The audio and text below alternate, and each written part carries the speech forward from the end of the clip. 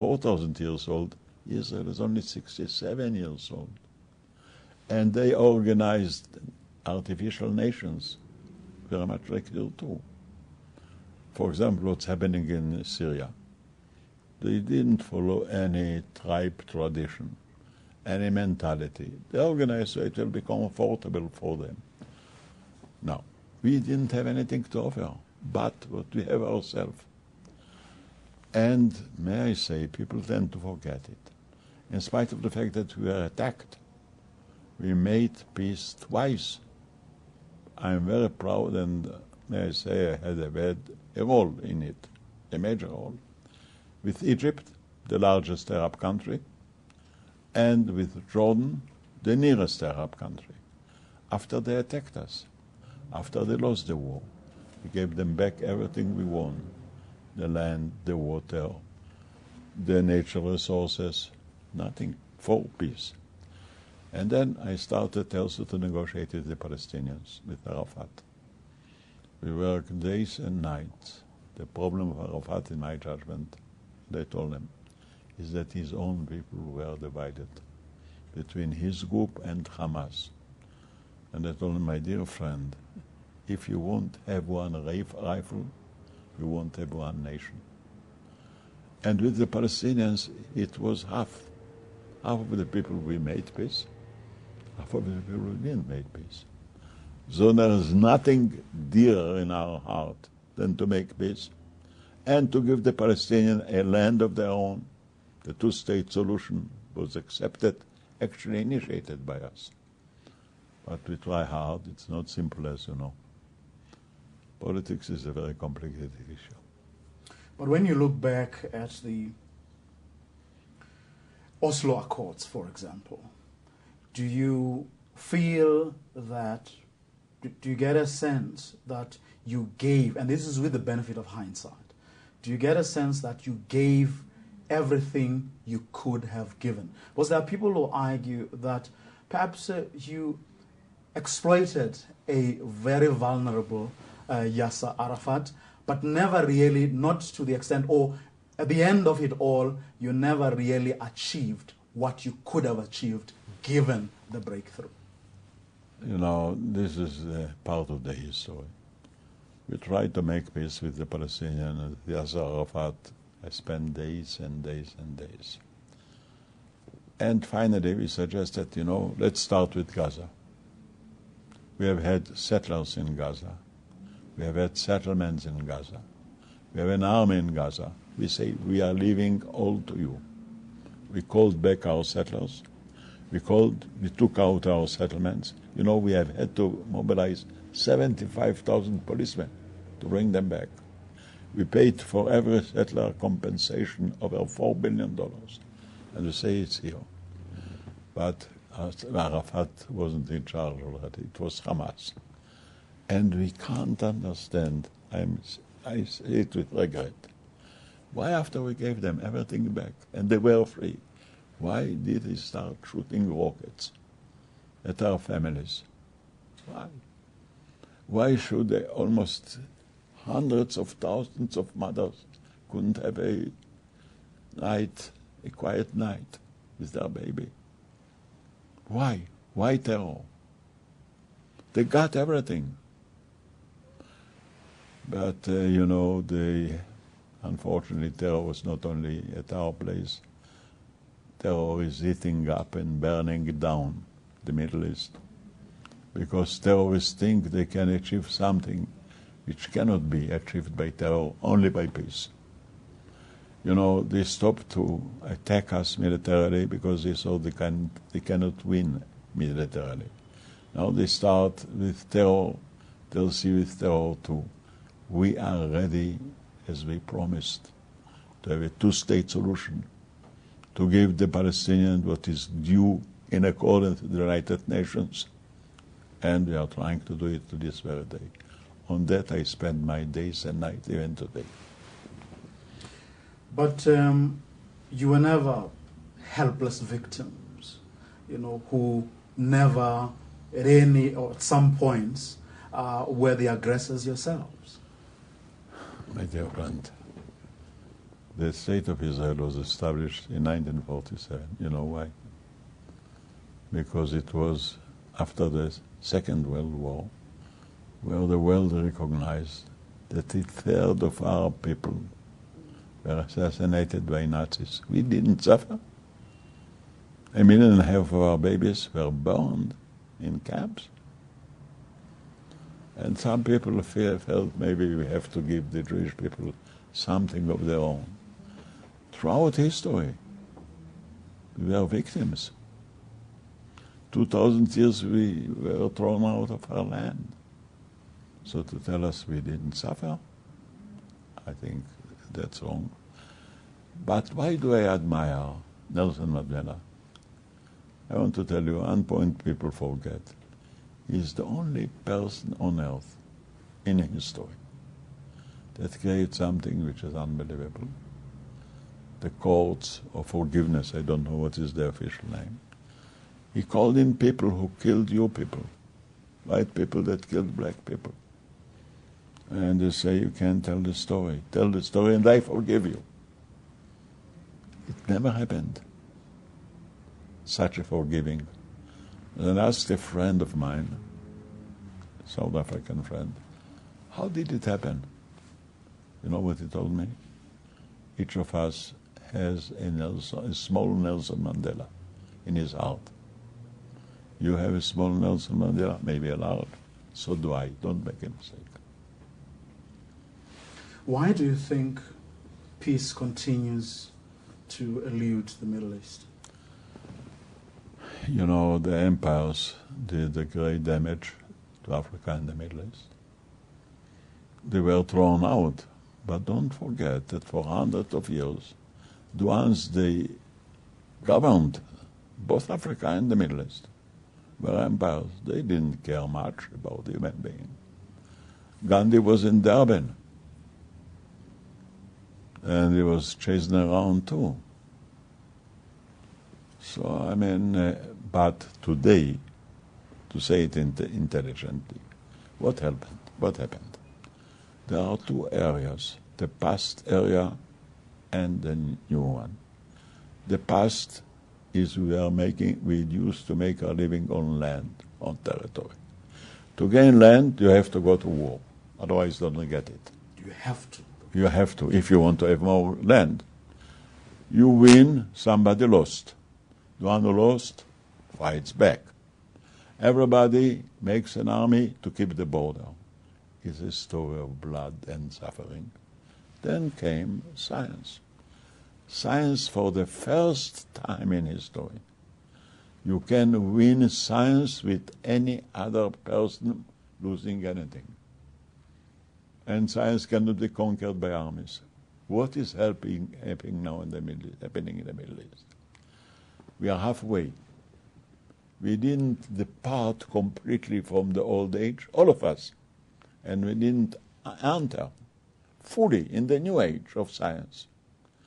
And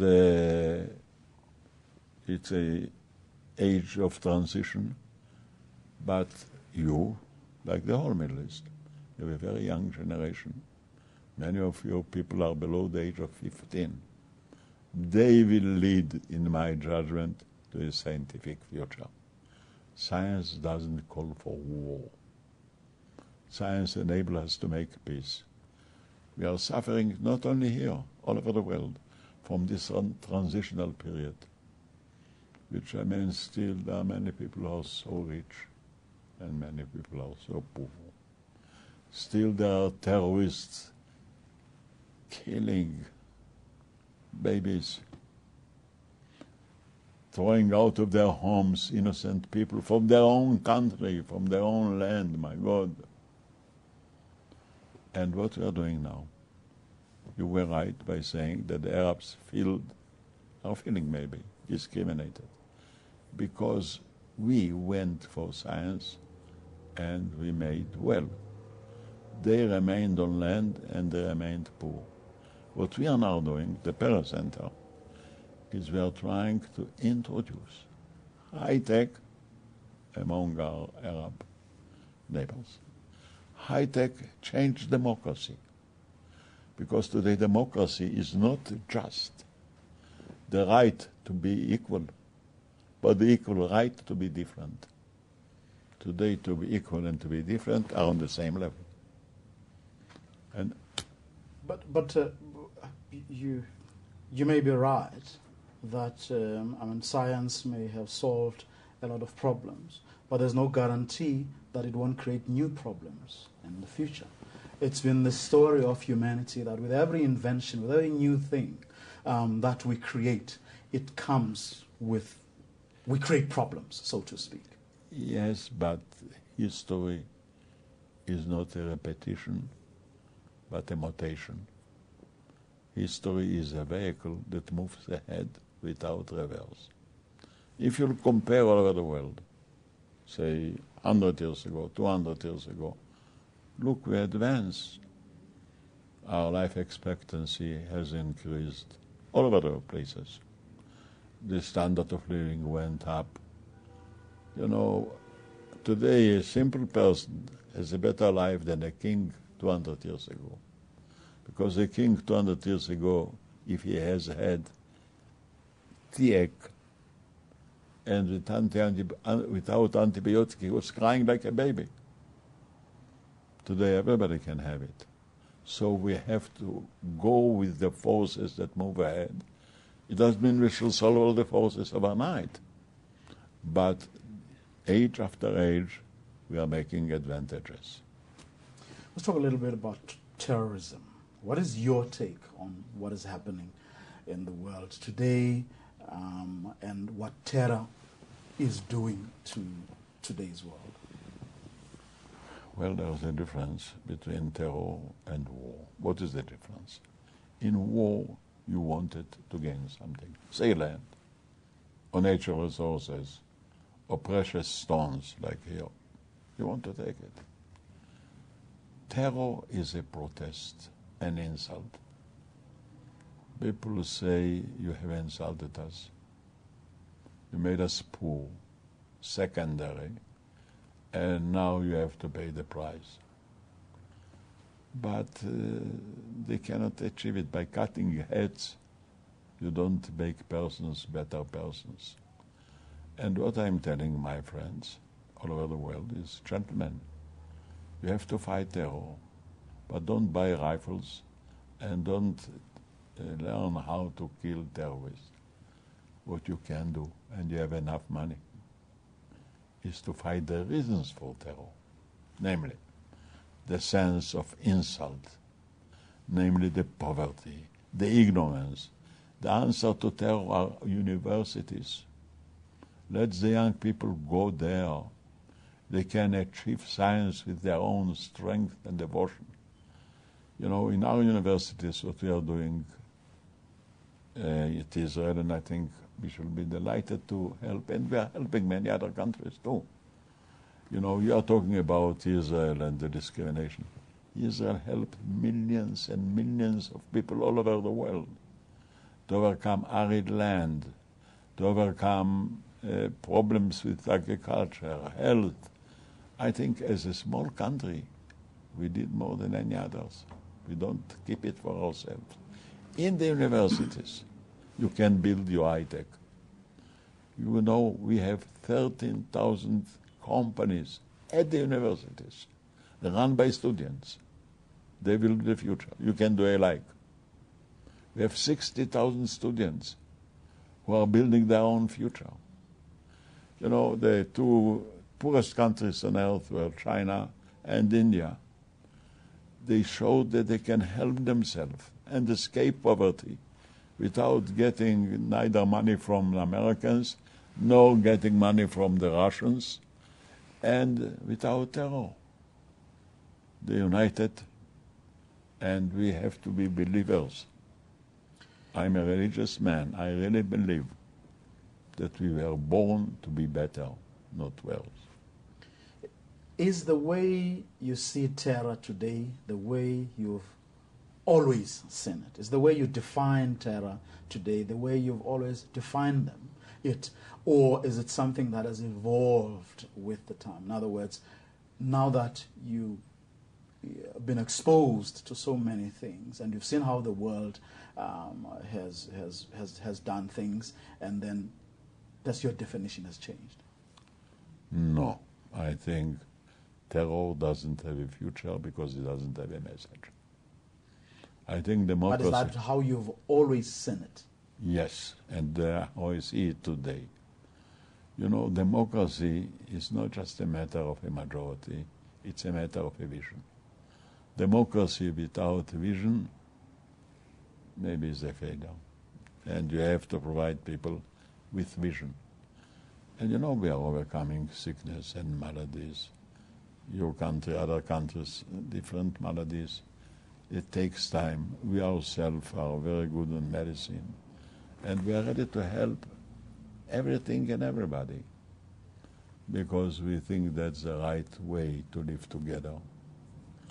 Well, there are scholars who believe that actually it was people like you who first showed the world how terror works.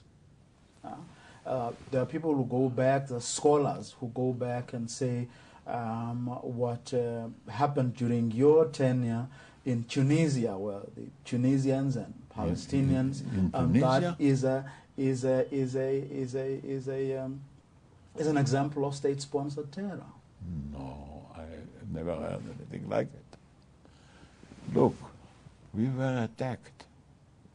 The United Nations in 1947 has decided to create two states, a Palestinian state, or they call it an Arab state, and a Jewish state. We accepted it. Unfortunately, the Arabs rejected it, and before we had a state, we were attacked. What could we do but to defend ourselves? That's what we did. With the benefit of hindsight, was it the best thing to do? We didn't have enough time. What can you do if somebody comes to you with a pistol and wants to shoot you? What is your alternatives? And in spite of it, we made peace. I'm very proud about it. And those scholars somehow forget it. You know, in Egypt they didn't want to listen about us. In Jordan they didn't want to listen about it. They have the Khartoum formula, as they call it, no peace, no recognition of Israel, no negotiations. They refused. And he says, you are mistaken. We can live together, we can live in peace together, and we do. The question is, why is that? I don't know the scholars. Why don't they learn the whole story? What sort of scholars are they? Why is peace continuing to... I know I asked this before. Why is peace continuing to elude that part of the world? Because the old politics don't have answers to two questions. How to end terror. They shoot terrorists. That's not an answer. You have to, but that's not an answer. And the other because they cannot overcome. At the present politics, there are too many people who are too rich and too few people who should be able to make a living. We have to change the way of government, and we do. All of us. What are global companies? Global companies don't have arms, don't have rifles, don't shoot, and they say we're equal. No matter what is your color, no matter where from are you. And look at the global governments. You'll find there are people from all over the world, black and white and brown and from Africa and they live together. The politics are a continuation of a past time where everything should have been done by the sword. You have Nelson Mandela, who had Israel. His dream was to bring an end to wars, no more, to live differently, and we are fighting for it. We are a minority because we believe in one God, because we were against idols, because we were against occupation, because we were the first to revolt against exile in what is Exodus? You sing it, we sing it. And as one of the great poets said, you cannot sing a song of Exodus without a Hebrew accent. That's what we are doing. And we are fighting hard. And it costs us much. You know what it is to lose every third person of your nation? Why? Because it's Jewish? No other reason? Your successor doesn't seem to think that peace is possible with the Palestinians. Is he right? Let me say, in a way of humor, every successor is a successor. And I don't think he's right. I'm against what he says, and I don't make a secret from it. It's a democracy. You do have many parties. But I do believe, and I tell it to you from the depth of my heart, because both the Arabs and us, we prefer peace. And peace will win. Peace is not a loser. You know, the problem with the scholars and the problem with the experts, they teach about things that did happen. They know very little about things that may happen.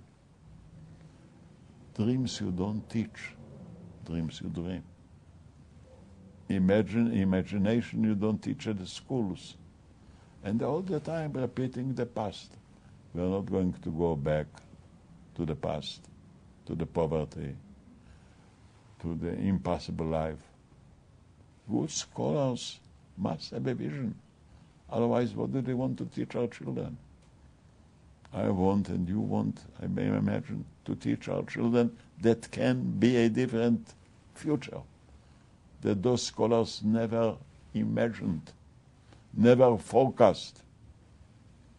And I would teach our children how to dream and how to imagine, and not how to condemn and accuse and hate.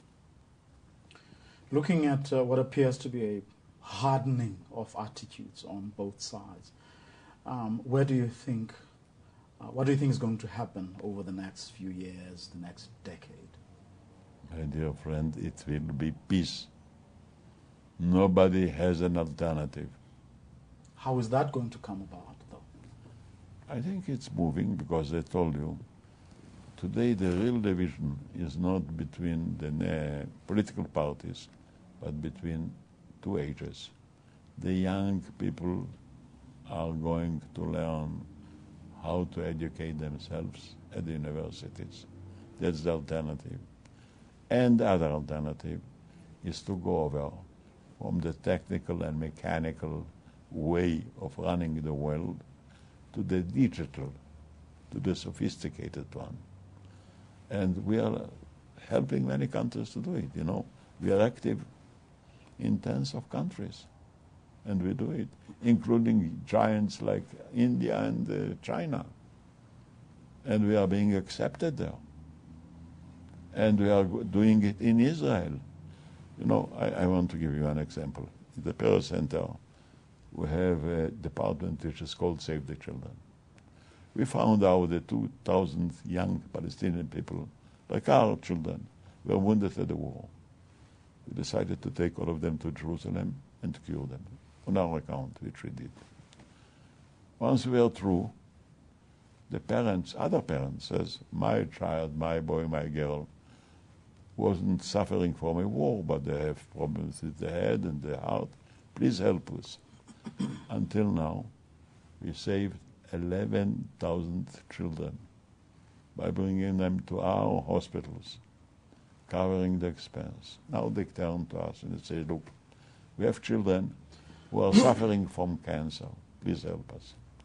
We checked. To cure a child costs us $10,000. Cancer costs $70,000. He says that's a little bit difficult for us to collect the money. So we suggested to them, send your doctors to us, Palestinian doctors. We shall teach them how to handle cancer, and then they'll go back home and do it. Right now we have 250 Palestinian doctors in Israel who are learning how to do it. We have the same at schools, we have joint schools, the same with sports, the same with health. What we are trying to do is to make peace not between governments, not even between journalists and papers. They criticize. We try to make peace among people, young and old. I want to end this by taking you back to something you said right at the beginning. Your biggest regret, when you look back, and when you look at the work that you're doing now, versus what you once believed and the things you did. You know, you cannot start peace with a happy end. This is very difficult. There are many memories and prejudices and so-called scholars. But I'm proud that we made peace with two such important countries. I don't have the slightest doubt that we shall achieve peace with the Palestinians as well. And it will be shorter and easier than people think. I didn't give my hope. Your biggest regret? My biggest regret that it doesn't go so fast, that life is so complicated. But I prefer to fight difficulties rather than to submit to them. I'm not a young man, you know. I'm now almost 93 years. All my life I fought for peace. That I don't regret. I regret that we couldn't achieve it at the same speed and the same way that we should. But you are one and there are other people, and it takes time to convince. And the world is full of prejudices, particularly about the past. The past is a mistake. You know, the past is still shadowing our future. We were not born to be bad people. Thank you very much. Thank you. Can I? Can I do a quick thing?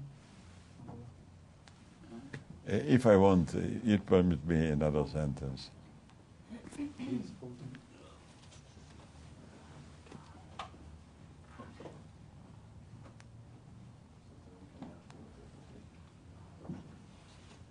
They want to take a picture with you, Mr. President. Any moment. Okay. Just now I want to say a word. What I want to say, I don't feel here as a visitor. I feel here as a friend. And whatever people may say doesn't matter. Whatever we can do, because Africa was discriminated. It's a shame. And all of us have to join in to overcome it. You started, and all of us should participate and help in any way. So my own request, look upon me as a friend, not about somebody who came here to make any explanation, but really to look for ways. I was very befriended with Nelson Mandela privately, and I still admire him. And as I said, he's a unique person. Thank you. Thank you. I think it was a great interview. Yes, it was. Very interesting, very deep, amazing. You're a professional. You want to take a picture? Please. Stand. Excuse me, sir. Yes. The microphone. Oops. So can someone take it off?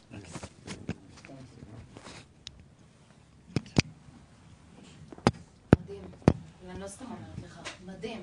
אחד הרעיונות הטובים שלי.